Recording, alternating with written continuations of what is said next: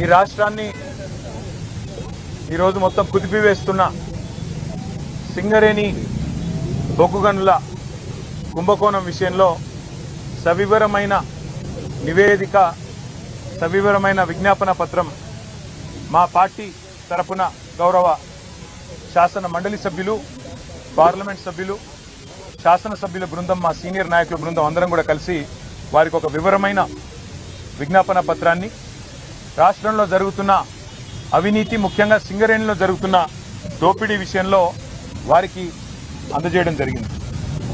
సింగరేణిలో అవినీతి జరుగుతున్నదని ఆధారాలతో సహా మా శాసనసభ పక్ష ఉపనాయకులు, మాజీ మంత్రి పెద్దలు హరీష్ రావు గారు పత్రికా సమావేశం పెట్టి ఆధారాలతో సహా బయటపెట్టినప్పటి నుంచి కాంగ్రెస్ పార్టీలో వణుకు మొదలైంది. మీడియా కూడా మాకు సహకరించి ఈ కుంభకోణాన్ని పూర్తి స్థాయిలో బట్టబయలు చేసేసరికి పాలకుల గుండెల్లో రైళ్లు పరిగెడతా ఉన్నాయి. కేవలం మాట్లాడడమే కాదు, ఆధారాలతో సహా మరి ఈరోజు పూర్తి స్థాయిలో ఈ కుంభకోణాన్ని బట్టబయలు చేసినాం. సరిగా దాన్ని డైవర్ట్ చేయడానికి, ప్రజల అటెన్షన్ని దృష్టి మళ్లించడానికి విచారణ పేరిట ఇవాళ ఒకరి తర్వాత ఒకరిని పిలుస్తున్న విషయం కూడా మీకు తెలుసు. ఇవాళ సీఎం అంటే తెలంగాణలో చీఫ్ మినిస్టర్ కాదు, సీఎం అంటే కోల్ మాఫియాకి నాయకుడిగా ఇవాళ రాష్ట్ర ప్రజలు, ముఖ్యంగా సింగరేణి కార్మికులు భావించే పరిస్థితి వచ్చింది.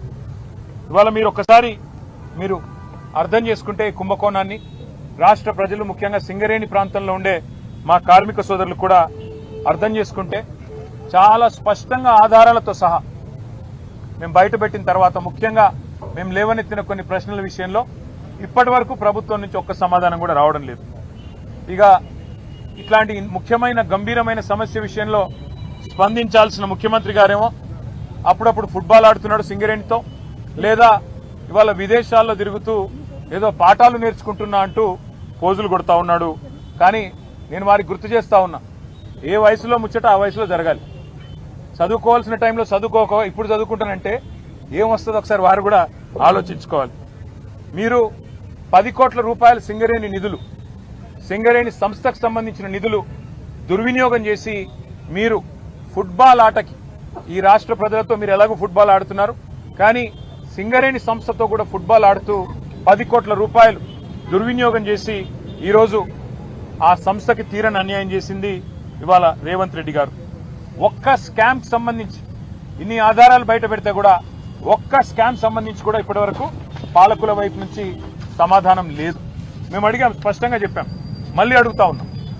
ఓబీ టెండర్ల విషయంలో, ఓవర్ బర్డెన్ టెండర్ల విషయంలో గతంలో ఎన్నడూ లేని సైట్ విజిట్ సర్టిఫికేషన్, అంటే మీరు సైట్ మీదకి రావాలి, అక్కడికి వచ్చినట్టు సర్టిఫికేట్ తీసుకోవాలి అనే నిబంధన పారదర్శకతకు పాతర వేసి ఎందుకు పెట్టినారు, గతంలో ఎన్నడూ లేని విధంగా ఇది ఎందుకు పెట్టారంటే ఇంతవరకు సమాధానం లేదు. భారతదేశంలో ఎక్కడా ఏ కోల్ గనిలో లేని, ఏ బొగ్గు గనిలో లేని నిబంధన ఇక్కడనే ఎందుకు పెట్టినారు అంటే ఇంతవరకు సమాధానం రాదు. అట్లాగే నిజంగానే 2018 నుంచి 2024 వరకు ఈ నిబంధన గనక కేంద్ర ప్రభుత్వం ఒకవేళ సిఫారసు చేసి ఉంటే ఆ రోజున్న బీఆర్ఎస్ ప్రభుత్వం అమలు చేయలేదు. అన్ని టెండర్లను కూడా ట్రాన్స్పరెంట్ గా మేము పిలిచినాం. అందుకే ఆ రోజు అన్ని మైనస్ టెండర్లు వచ్చినాయి. ఎస్టిమేటెడ్ కాస్ట్ కంటే తక్కువ ఖర్చుకే సింగరేణికి డబ్బులు ఆదా చేస్తూ ఆ రోజు జరిగిన మాట వాస్తవమా కాదా? మరి ఆ రోజు ఆ టెండర్లలో లేని షరతు మీ ప్రభుత్వం వచ్చిన తర్వాత ఈ సైట్ విజిట్ సర్టిఫికేషన్ అనే విధానం ఎందుకు పెట్టారు, ఎవరికి లాభం చేయడానికి పెట్టారు అంటే ఇంతవరకు ప్రభుత్వంలోని బాధ్యులు ఏ ఒక్కరు కూడా సమాధానం చెప్పట్లేదు. 2025-26లో నిజానికి జనవరిలో ఒక టెండర్ చేశారు ఈ నిబంధన లేకుండా. జనవరిలో టెండర్ చేస్తారు, మళ్ళీ ఆ టెండర్ వెంటనే రద్దు చేశారు. టెండర్లో ఈ నిబంధన లేకుండా ఆ రోజు మీరు టెండర్ పిలిస్తే -7%, అంటే ఎస్టిమేట్ చేసిన దానికంటే 100 రూపాయలకు ఎస్టిమేట్ చేస్తే 93 రూపాయలకే పనిచేస్తామని కాంట్రాక్ట్ సంస్థలు ముందుకొచ్చినాయి. కానీ దాన్ని మీరు రద్దు చేశారు, ఈ నిబంధన పెట్టారు. దానివల్ల ఏమైంది, తిరిగి మళ్ళీ టెండర్ అదే ప్లేస్లో పిలిస్తే +12, అంటే 100 రూపాయలకు అయ్యే పని 112 రూపాయలకు కావాలని చెప్పి మరి సంస్థలు వచ్చిన మాట వాస్తవమా కాదా మరి మీరు చెప్పాలని చెప్పి ప్రభుత్వాన్ని మేము డిమాండ్ చేస్తా ఉన్నాం.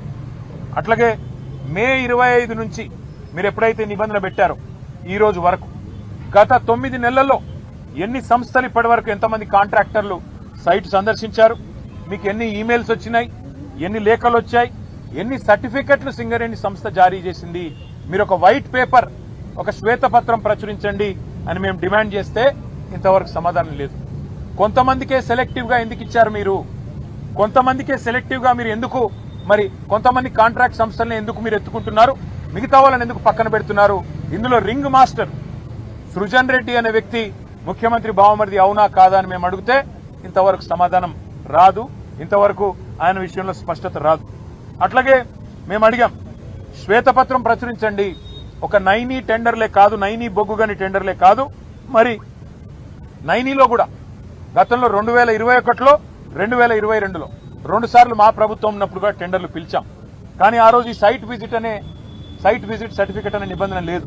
మరి ఈ రోజు టీఆర్ఎస్ ప్రభుత్వంలో అవసరం లేనిది కాంగ్రెస్ ప్రభుత్వంలో ఈ నిబంధన ఎందుకు అవసరం వచ్చింది అని మేము అడిగితే ఇంతవరకు సమాధానం లేదు. అట్లాగే సోలార్ పవర్ స్కామ్ గురించి కూడా మేము బయటపెట్టాం. భారతదేశంలో ఎక్కడైనా మెగావాట్ కు 2.5 నుంచి 3 కోట్లలో ఇవాళ సోలార్లో నిర్మాణం జరుగుతూ ఉన్నది. కానీ తెలంగాణలో మాత్రం సింగరేణి పిలిచిన సోలార్ టెండర్లలో మాత్రం 7 కోట్లట.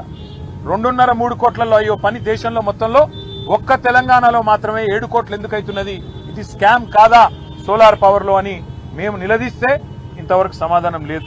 అట్లాగే ఎక్స్ప్లోజివ్స్ ఏవైతే గనుల్లో వాడతారో జిలెటిన్ స్టిక్స్ 30% అదనంగా రేటు పెంచారు, ఎందుకు పెంచారు అని మేము అడిగితే సమాధానం లేదు. చివరికి సింగరేణిలో ఒక director GV Reddy, director VK Srinivas ఈ ఇద్దరు కూడా ఇది 30% అదనం ఎందుకు పెడుతున్నారు, ఖర్చు ఇంత పెట్టాల్సిన అవసరం లేదు, జిలెటిన్ స్టిక్స్ మీద ఎక్స్ప్లోజివ్స్ మీద 30% ఎందుకు పెంచారు రేటు అని చెప్పి వాళ్ళు డైరెక్టర్లు నిలదీస్తే బోర్డులో వాళ్ళ మీద యాక్షన్ తీసుకున్నారు తప్ప కాంట్రాక్టర్లకు లాభం చేసే పనిలో మాత్రం కాంగ్రెస్ పార్టీ వెనుకకు తగ్గలేదు. ఇది వాస్తవమా కాదా అని మేము నిలదీస్తే ఆన్సర్ లేదు. అన్ని విషయాలు ఇవాళ గవర్నర్ గారి దృష్టికి సవివరంగా మరి పెద్ద ఎత్తున మేము తెచ్చాము. బెదిరించి రింగు చేసి కాంట్రాక్టర్లను ఒక రింగు చేసి ఇవాళ ప్రజాధనాన్ని, ఇది ప్రజాధనం ఎందుకు అంటే సింగరేణి కాలరీస్ అనే సంస్థ 51% ఓనర్షిప్ తెలంగాణ ప్రభుత్వానిది, 49% ఓనర్షిప్ కేంద్ర ప్రభుత్వానిది. మరి ప్రభుత్వాలది అన్నప్పుడు ప్రజలదే ఈ సొమ్ము మొత్తం, సింగరేణి కార్మికులదే ఈ సొమ్ము మొత్తం. అందుకే సింగరేణి కోల్ బెల్ట్ లో ఉండే మా కార్మిక సోదరులు ఆలోచన చేయాల, వేల కోట్ల రూపాయలు ఏ రకంగా ఇవాళ ఈ ప్రభుత్వం కొల్లగొడుతున్నదో దీని మీద మరి మేము ఎన్నిసార్లు అడిగినా ఇప్పటికీ కూడా సమాధానం రావడం లేదు. వాస్తవం ఏంటి అంటే అన్నదమ్ములు దోచుకునే సరిపోవట్లేదంట రేవంత్ రెడ్డి గారికి. హిల్ట్ కుంభకోణం పేరు మీద హైదరాబాద్ లోని పారిశ్రామిక వాడల్లో భూములను కొల్లగొట్టడానికి 5 లక్షల కోట్ల విలువ చేసే 9,200 కోట్లు, 9,200 ఎకరాల భూమిని కొల్లగొట్టేదానికి ప్రయత్నం చేస్తే మా పార్టీ బయటికి తీసుకొచ్చింది. అన్నదమ్ముల దోపిడిని అడ్డుకున్నది. కానీ రేవంత్ రెడ్డి గారు అన్నదమ్ముల దోపిడి సరిపోవట్లేదంట. ఇప్పుడు బావమరిది గారి కళ్ళల్లో ఆనందం కోసం సింగరేణిని ఆయనకు గుత్తకు రాసిచ్చిండు. తెలంగాణ కొంగు బంగారంగా భావించే సింగరేణిని కాంగ్రెస్ ముఖ్యమంత్రి రేవంత్ రెడ్డి పట్టపగలే కబిలిస్తా ఉన్నాడు.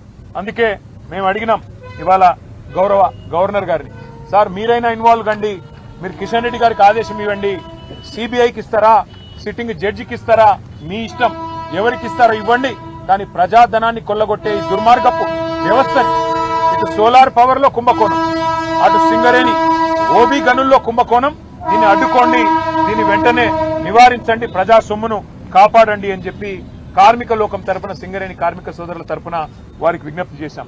అన్నిటికీ మించి మీరు ఒకటి గమనిస్తే ఇవాళ ఒకరిద్దరు కాదు, మొత్తం క్యాబినెటే వాటాలు పంచుకునే క్రమంలో ఒకరితో పోటీ పడుతూ ఒకరు స్కాములు చేస్తున్నట్టుగా కనబడుతున్న విషయాన్ని కూడా గవర్నర్ గారికి వివరంగా చెప్పాం.